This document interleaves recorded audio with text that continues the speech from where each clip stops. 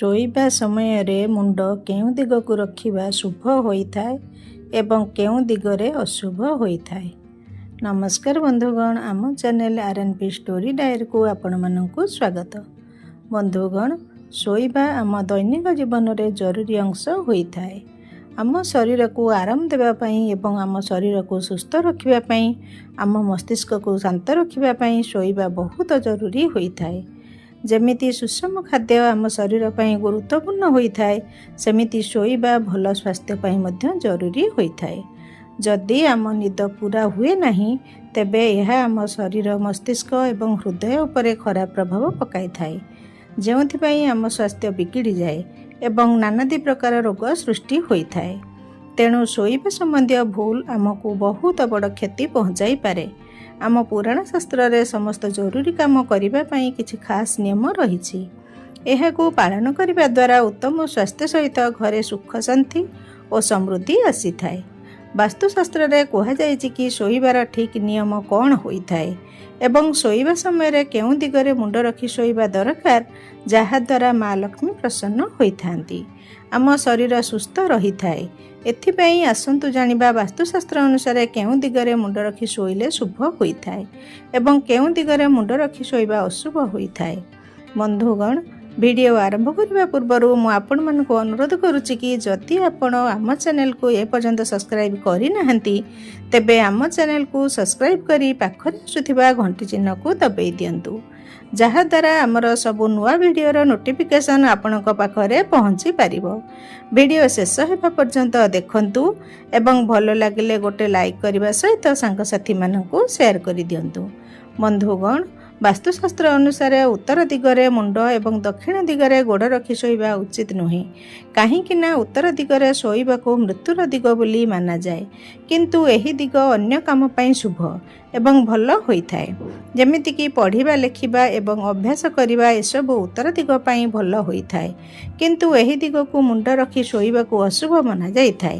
ବାସ୍ତୁଶାସ୍ତ୍ର ଅନୁସାରେ ଉତ୍ତର ଦିଗ ଆଡ଼କୁ ମୁଣ୍ଡ ରଖି ଏବଂ ଦକ୍ଷିଣ ଦିଗ ଆଡ଼କୁ ଗୋଡ଼ ରଖି ଶୋଇବାର ମୁଖ୍ୟ କାରଣ ଏହା ହୋଇଥାଏ କି ଦକ୍ଷିଣ ଦିଗରେ ଯମଲୋକ ରହିଥାନ୍ତି, ଯାହାର ସ୍ୱାମୀ ମୃତ୍ୟୁର ଦେବତା ଯମରାଜ, ଯିଏ ସମସ୍ତଙ୍କୁ ମୃତ୍ୟୁ ଦେବାର କାମ କରିଥାନ୍ତି। ଏଥିପାଇଁ ଯଦି ଆପଣ ଶୋଇବା ସମୟରେ ଆପଣଙ୍କ ପାଦ ଦକ୍ଷିଣ ଦିଗ ଆଡ଼କୁ ରଖି ଶୋଇଥାନ୍ତି, ତେବେ ଏହାର ଅର୍ଥ ହେଉଛି କି ଆପଣ ଯମଲୋକ ଆଡ଼କୁ ଯାଉଛନ୍ତି।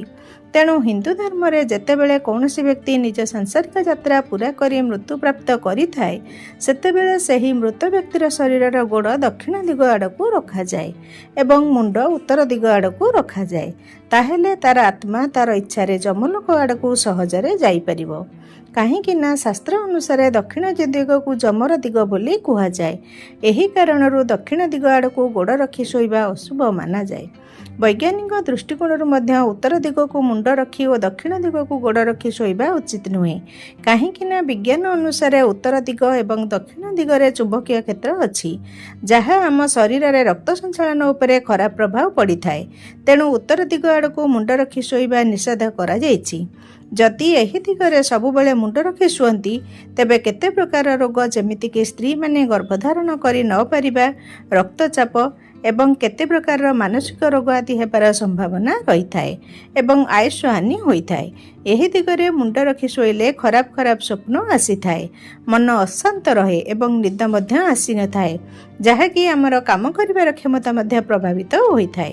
ଏଥିପାଇଁ ଦକ୍ଷିଣ ଦିଗ ଆଡ଼କୁ ଗୋଡ଼ ରଖି ଶୋଇବା ଉଚିତ ନୁହେଁ। ବାସ୍ତୁଶାସ୍ତ୍ର ଅନୁସାରେ ଦକ୍ଷିଣ ଦିଗ ଆଡ଼କୁ ମୁଣ୍ଡ ଏବଂ ଉତ୍ତର ଦିଗ ଆଡ଼କୁ ଗୋଡ଼ ରଖି ଶୋଇବା ସବୁଠୁ ଉତ୍ତମ ଏବଂ ଲାଭଦାୟକ ହୋଇଥାଏ, କାହିଁକି ନା ଯେତେବେଳେ ଆମେ ଦକ୍ଷିଣ ଦିଗ ଆଡ଼କୁ ମୁଣ୍ଡ ରଖି ଶୋଇଥାନ୍ତି, ତେବେ ଉଠିବା ବେଳେ ଆମ ମୁହଁ ଉତ୍ତର ଦିଗ ଆଡ଼କୁ ହୋଇଥାଏ ଏବଂ ଉତ୍ତର ଦିଗରେ ଧନର ଦେବତା କୁବେର ରହିଥାନ୍ତି। ଯେତେବେଳେ ଆମେ ଦକ୍ଷିଣ ଦିଗ ଆଡ଼କୁ ମୁଣ୍ଡ ରଖି ଏବଂ ଉତ୍ତର ଦିଗ ଆଡ଼କୁ ଗୋଡ଼ ରଖି ଶୋଇଥାନ୍ତି, ତେବେ କୁବେରଙ୍କ ସିଧା କୃପା ଦୃଷ୍ଟି ଆମ ଉପରକୁ ଆସିଥାଏ। ଏହା ସହିତ ଏହି ଦିଗରେ ସକାରାତ୍ମକ ଶକ୍ତି ପ୍ରଭାବିତ ଅଧିକ ହୋଇଥାଏ। ଏଥିପାଇଁ ଅଧିକ କବାଟ ଏବଂ ଝରକା ଲଗାଇବା ପାଇଁ ମନା କରାଯାଇଥାଏ, କାହିଁକି ନା ସକାରାତ୍ମକ ପ୍ରଭାବ ଯେମିତି ଘରୁ ବାହାରକୁ ଯାଇପାରିବ ନାହିଁ। ଏହି ଦିଗରେ ମୁଣ୍ଡ ରଖି ଶୋଇବା ଦ୍ୱାରା ଖରାପ ସ୍ୱପ୍ନ ଆସିନଥାଏ। ଏହି ଦିଗରେ ମୁଣ୍ଡ ରଖି ଶୋଇବା ଦ୍ୱାରା ବ୍ୟକ୍ତି ଧନବାନ, ଗୁଣବାନ, ବୁଦ୍ଧିବାନ ଏବଂ ଆରାମ ମଧ୍ୟ ପ୍ରାପ୍ତ କରିଥାଏ। ତାର ଆୟୁଷ ମଧ୍ୟ ଲମ୍ବା ହୋଇଥାଏ। तार स्वास्थ्य मध्य भल रही थाए। तेणु दक्षिण दिग आड़ को मुंड रखी शोइबा उचित। वास्तुशास्त्र अनुसार घरर पूर्व दिग को मुंड करी शोइबा मध्य लाभदायक होइथाए। जेतेबेले आमे घरर पूर्व पटे मुंड रखी शोई थाउ एवं उठिबा समय आमर गोड़ पश्चिम आड़ को रही थाए। पूर्व दिगरु सूर्यदेव उदय होइथांती। तेणु एही दिगर स्वामी सूर्यदेव होइथांती, जे कि ज्ञान एवं उन्नतिकारक होइथांती। एही दिगरु सकारात्मक शक्ति प्रभावित होइथाए, जहा हमको उत्साहित एवं शांति देबारे साहाय्य करिथाए एवं मानसिक चिंता को कम करिथाए। एही दिगरे शोइले किंबा काम करिले रक्त संचालन मध्य ठीक रही थाए। आउ शरीर रे सकारात्मक शक्तिर मध्य संचार होइथाए। एही दिगरे मुंड रखी शोइले ध्यान एवं आध्यात्मिकतार वृद्धि होइथाए। छात्र छात्री मानकर ज्ञान प्राप्ति एवं स्मरण शक्तिर वृद्धि होइथाए।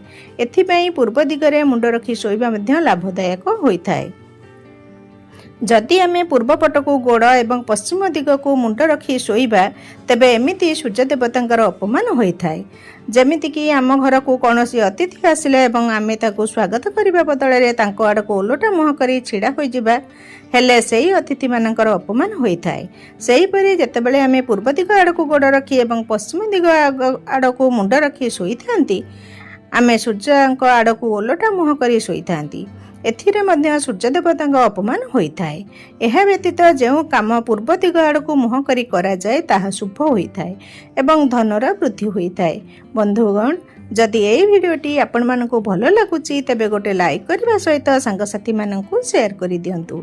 एही भली नुआ नुआ भिडियो देखिबा पई आम चैनल को सब्सक्राइब करी पाखरे आसुथिबा घंटी चिन्ह को दबाई दियंतु। भक्ति थरे निज इष्टदेवଙ୍କ नाम कमेंट रे लिखंतु। प्रभु आपणकर सब इच्छा पूर्ण करिवे। जय जगन्नाथ स्वामी।